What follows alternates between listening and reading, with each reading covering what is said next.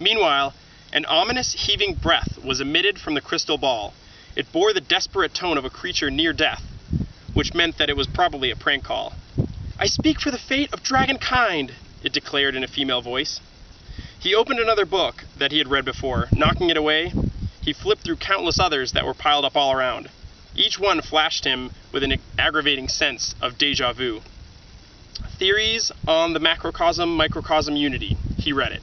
The zeroth evolution, he read it. The anatomy of existence, the theory of nothing, the infinitieth dimension and holographics. Read it, all of it. All the while, the last message played. "We've not many trices left. The very existence of life may soon end." Denegon finished up the last bit of his line, excluding the rear end, of course.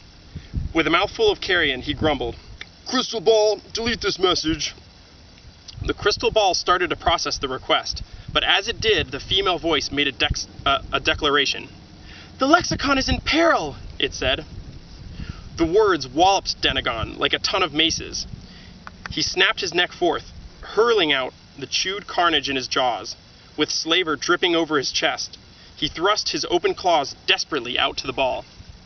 "Ignore that command!" he shouted. The crystal ball did so, and the message resumed. Denegon, his head perked, listened intently. Nothing else seemed to exist. "From the edges of the sky, I call to you," stated the unidentified female. "You are all we have left. I impose nothing on you, but please consider our request. The world is in your talons, Denegon." Silence. There was no more. He seized the ball and started ringing it madly. "That's it? That's all?" "Affirmative," it replied.